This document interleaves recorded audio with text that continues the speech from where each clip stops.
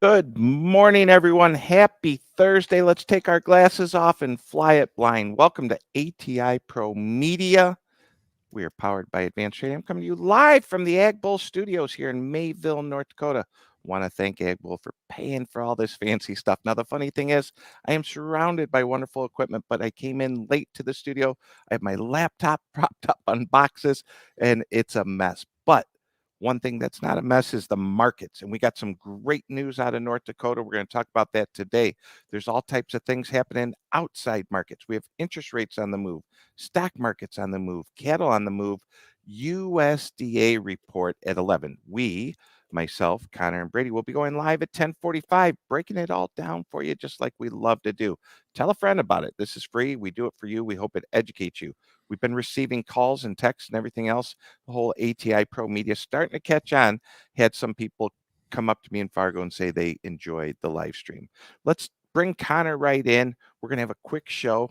Being that I don't have my glasses on, I'm going to have a hard time seeing the quotes, but I could look down real quick. Connor B, what are we seeing? I know this much. You look blurry, but you're beautiful. Markets were up big last night. Bigly. They're not there now. It's so easy to get these markets up at night. And I was kind of wondering, will corn really be able to stay up 4? Will beans be able to stay up 9 coming in this report? What do you think, my friend? Yeah, not so much. We're definitely seeing that fall off. I'll quote up the grains at least. I know you don't have your glasses on.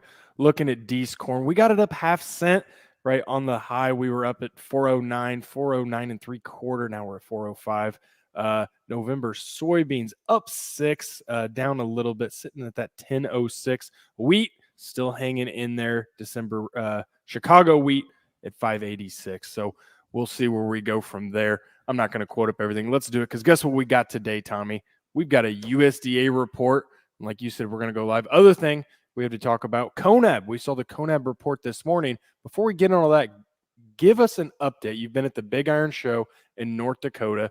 You said you talked to some guys. Give us the update. How is the North Dakota farmer feeling right now? Anything else you saw or talked about? Super optimistic. I just was on RFD TV. I actually had a farmer and a client sitting next to me. And the great news I have, and this is could be a little bearish to the markets, is we are finishing up this crop so well. It's September. We had September 11th yesterday. Great show you and Brady did. I did get to catch Thank part you. of that and had someone call me with some compliments of how you guys did on that. But it is warm. I was overdressed. I had a dress shirt on yesterday and they're laughing at me. It was golf shirt weather, t-shirt weather, kind of Brady Huck hat backwards, white t-shirt type of weather, right? And that is wonderful news for the corn crop, the bean crop, the beet crop. We had a really successful wheat harvest here. When we talk wheat, we talk that hard red spring. Out west, when we Chris Swift asked me today on RFD, how are the pastures? And he doesn't quite know North Dakota as well because he's from Tennessee. Where I'm at, this isn't pasture country. If I spun you in a circle, you used to spend some time in Fargo back in the day. If I spun you in a circle and dropped you off here, you'd see corn on one side of the road and beans on the other. And it's very much becoming like a northern I-state type of crop. So the great news is we're at like 2,200, 2,250 GDUs. We need to get about to 2,450. That's on like a 92-day corn. Kind of sounding smart there, knowing the day of the corn, the GDUs, and everything else. But we are talking about 4 million acres of corn up here that needs to finish, millions of acres of beans. And there's nowhere in the world that can get a bean out quicker to China than North Dakota. We load them up on the train. Uncle Warren Buffett owns the railroad, BNSF. We bring our beans to Alton Grain Terminal. We take them around the corner. We get them out to the PNW. Great news out of North Dakota. Back to you. Yeah, and so it's the same thing. Of course, Central Illinois, we're a little bit farther along, right? We're not talking if it's black layered. We've got some early corn. Some guys are harvesting right now. Majority isn't going. Seeing some soybeans being picked. I think we've got rain in the forecast. We get through this weekend, a little bit of heat. I got a feeling this crop's going to dry down. It's going to be ready before we know it. And harvest in Central Illinois, I got a feeling. Maybe I could be wrong, Tommy, but I feel like we might hit it hard next week. We'll see. That sounds good. I have some breaking news. Joe or Rick, Here we go. whoever's driving, scroll down, hit that breaking news sign because I got something that's kind of a big deal in the commodity world that's just happened a few minutes ago. Let's hit the breaking news sign. I'll do the beeps because I don't have my mixer board with us, but someone hit that breaking news. Breaking news. There it is. Gold, the other yellow commodity, just hit all-time highs. Gold on the move. Kind of makes me think in the world, people are starting to move some assets around. Not sure what's going to happen with this election. Not sure what's going to happen in the world. Gold doing well. Many people thought Bitcoin would take the place of gold. Take something you can drop on your foot, a physical commodity, the other yellow commodity, having a great day. Gold at record highs. Interesting. Gold record size. Other thing we had, Tommy, CONAB report. It's a lot. I have a lot of fun going live at 9, especially on report days, because typically we can talk about what CONAB numbers say, and then we get to digest it again with you at 11 o'clock and see what the USDA numbers are. So CONAB numbers, right? It's important news, but here's the truth is that they really punted on a lot of these numbers. Very little change from their August report. As you can see, if you look at that month on month, soybeans completely unchanged. And then the corn, I guess you could say they adjusted yield ever so slightly, but the CONAB numbers, right, they didn't change them at all. The story that we've been talking about for almost all of 2024 is the difference between what CONAB says Brazil has for corn and soybeans and what the USDA says Brazil has for corn and soybeans. And so looking at this chart, corn production, big shout out to Dr. Cruz for putting this together. As you can see, we're still at a big discrepancy from what the CONAB and USDA says. So USDA is significantly higher, right? They've got the opportunity to get a little bit closer in really uncharted territory on the corn market, given how big that discrepancy is. Usually, historically, they've been pretty close. Same thing on the soybeans, right? Past 3 years, we've seen a wider number, and they held that. And so, question is, at 11 o'clock, is the USDA going to drop Brazil soybean and corn production, get a little bit closer, or who's going to break first? Are we going to keep that range for all of 2024? Time will tell. We'll know a little bit more here in about 2 hours, Tommy. Well, that's exciting. That's really exciting. Did you say we had something to talk about on interest rates? Of course, you and Brady and Joe and Rick built the show. I'm just flying on here, light, blind. Same, What? same thing. We talked a little bit about this yesterday, but rate of inflation, it's getting a little bit closer to the Fed Reserve's 2% annual goal, right? It feels like full steam ahead. We're going to see an interest cut. Is that next week, Tommy? Yeah, next week. Mm-hmm.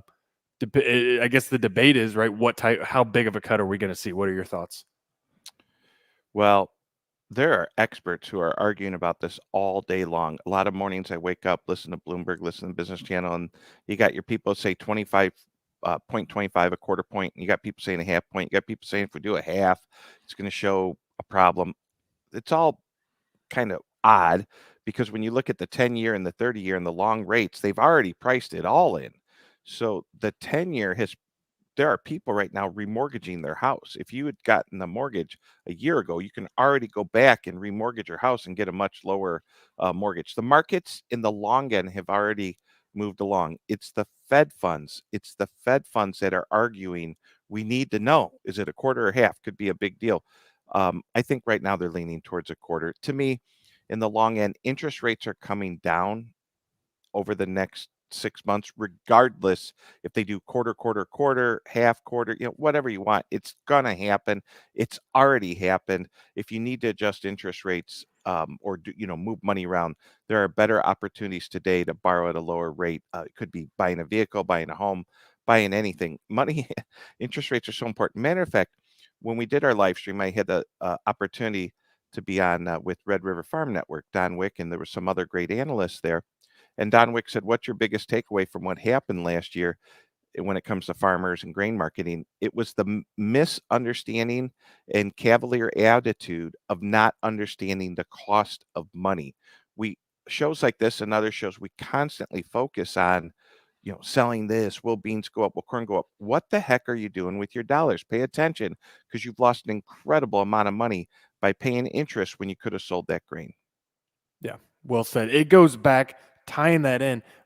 We plugged the heck out of this premium video, but that's how That's important I okay. think it is with you and Dave Lechtenberg, right? We're going to talk about, is the market going to be higher after this USDA report? Is it going to be lower?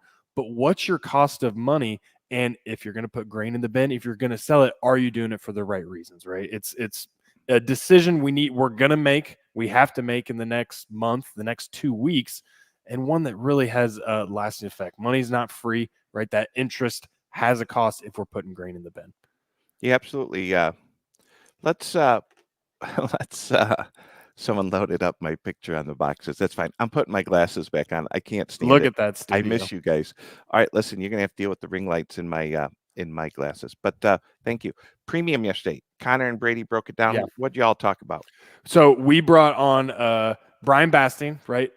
He's been in research with advanced trading, told us almost 30 years, 28 years. But we wanted to hear his thoughts. What numbers is he looking at in the USDA report? What stood out to him?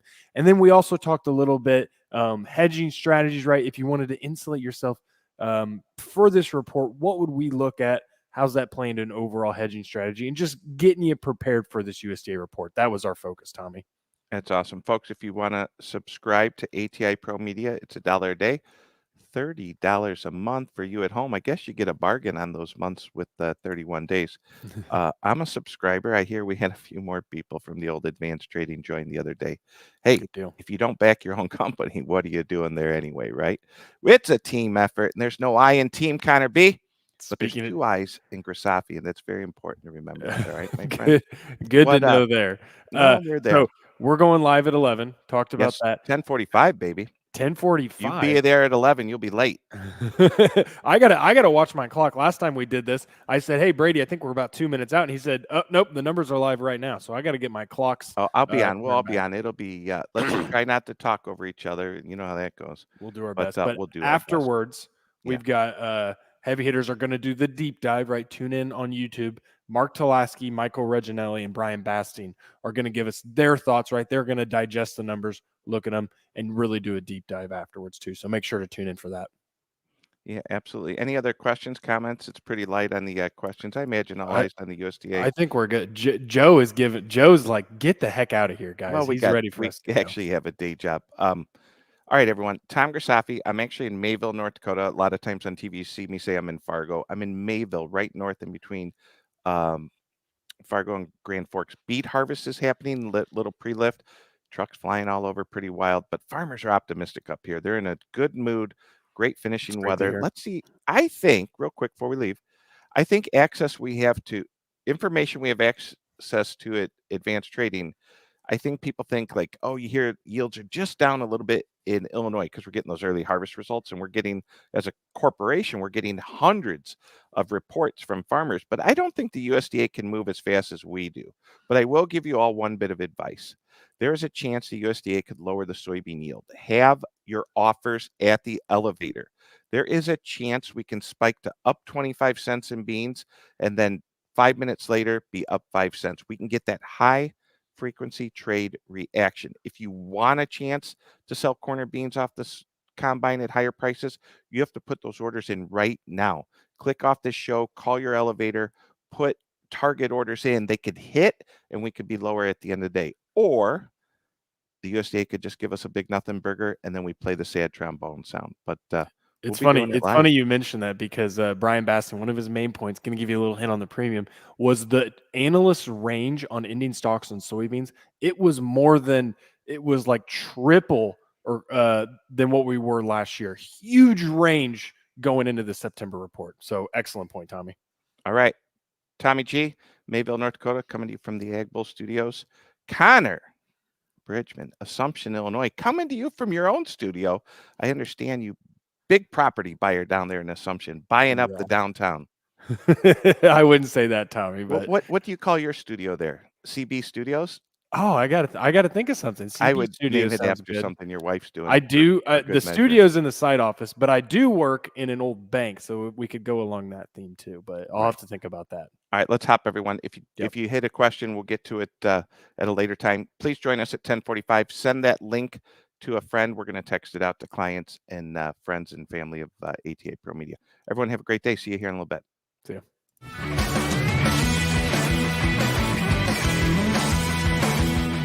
Thanks for joining us. We're here every day, 9 a.m. Central. Don't forget to like and subscribe. We'll see you next time.